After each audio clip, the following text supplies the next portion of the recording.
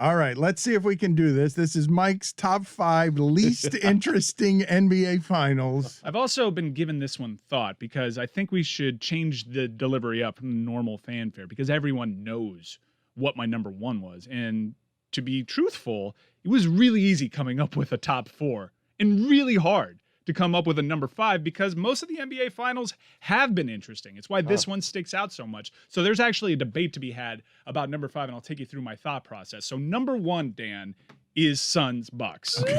You're sticking to it. You're sorry. So this is not your sorry. Sorry, but hey, I guess something can happen here where my mind has changed. All right, but so this Suns Bucks.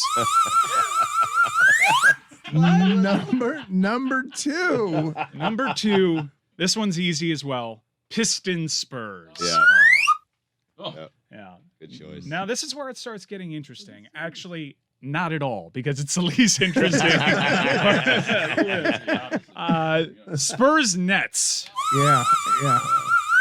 Now, keep in mind, the Nets had actually made it to the finals a previous year against the Lakers. That was more interesting because of the star power associated with that finals, and it was the Nets' first time. I think after a year and a half of watching those Nets, we all got bored, and we didn't have the exciting Showtime Lakers to pair against them. So Spurs Nets, we were all kind of out. We got bored. They got bored. Number 4. This one is representative of my least favorite era in basketball. And it's a shame because we had a friend of the show associated with this finals, but Lakers Magic. Dwight Howard's Magic, Sam Van Gundy's Magic. Yeah, the Lakers had already won a championship against Boston. They were going for a repeat, which is somewhat interesting, but this is before basketball, even though Sam Van Gundy was one of the pioneers of changing the game.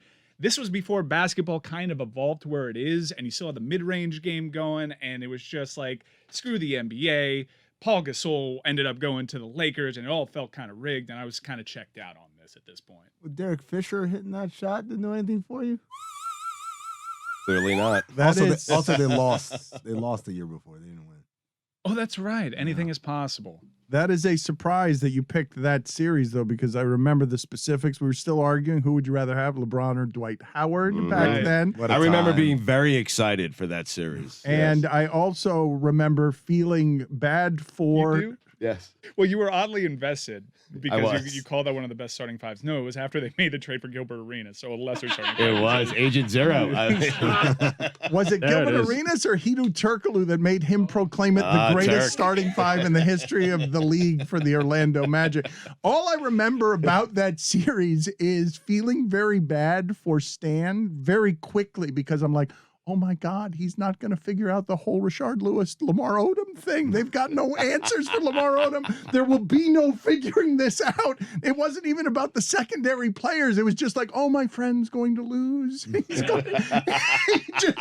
has no chance. And so number 5. Now, Dan, this is where the debate really started because I was like, I actually wanted to put a Heat series in here because kind of to prove that I wasn't a homer. I think there are a lot of comps between the 2006 NBA Finals of the Heat versus the Mavericks in this finals because when you look at the history of the league over the last 30 years, there are a couple of odd transitional champions before the start of a new era. And I think the 2006 Miami Heat, despite the fact they had Udonis Haslem and Dwayne Wade, they kind of stick out like a sore thumb. But history is kind of reflected on this one kindly if you were trying to make the argument to make it more interesting because it might have been rigged. Dwayne Wade came out and became the star that he became, and you can't tell the story of 2011, I don't think, without the story of 2006. So it's not Heat Mavs. Then I was like, okay, maybe there's a Lakers one here. Can I go against the argument of star power making something interesting? So I was like, we all knew the Sixers had no shot against that Lakers team at all. I think they won game 1. Oh, it was such a great game. All that matters. On the road. And it's all I thing. remember. It's all that Sixers fans remember when they're in my mentions being the literal worst. This was their crowning achievement. But entering that finals, if you could put your frame of mind there, no one gave the Sixers any kind of shot. And that's why game 1, in large part, is such a lasting memory. Because Allen Iverson was such a badass, he stepped over Ty Lue. Like, oh, man, is he going to be great enough to will this team to victory? And the answer was no. And also, because the Lakers hadn't lost up to that point. They had swept the first 3 rounds of the playoffs. So there was very much a a destiny thing happening there. And for Allen Iverson to win that first game, like, maybe they're not as good as we thought they were. If I could freeze Allen Iverson's life right there, don't play 4 more games, don't play ever again. Just right there. That is the peak of your life. We went to, do you remember? I remember this so clearly. Wait a minute. He was drunk at practice. He's changed. Allen Iverson. He's a leader. Allen Iverson has changed.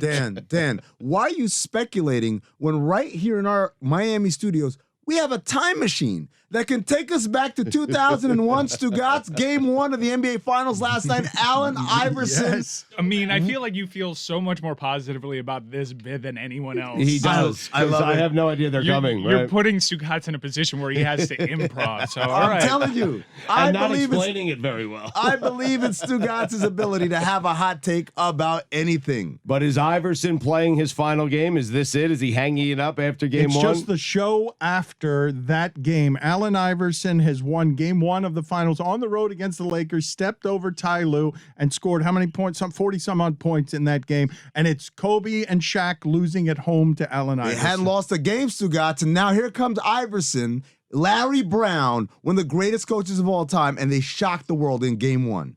I mean, listen, Allen Iverson, you can have all the talent in the world.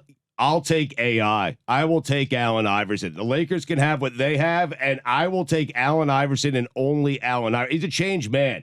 He is a leader. He is gritty. He's the hardest working guy on the floor.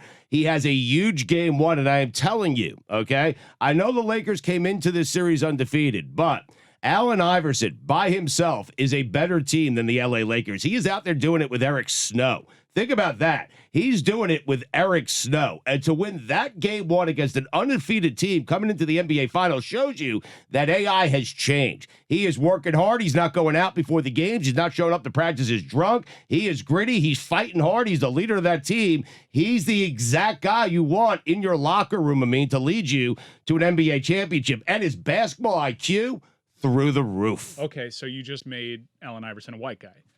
He's gritty, he's scrappy, he's got high IQ. He's the son of a coach. 48 points, 6 assists, 5 steals for Iverson. He is a changed man. Yeah. Meanwhile, Kobe Bryant, 15 points on 7 of 22 shooting, 6 turnovers, Stugotz.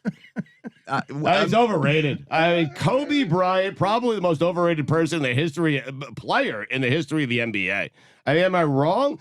To be undefeated at home, Jack Nicholson sitting in the front row. You have all the stars that come out to see Kobe in the NBA Finals. And what happens? The gritty, hardworking leader of the Philadelphia 76ers steps all over his fucking face. Wait, what are you doing? You just got an SEC fine?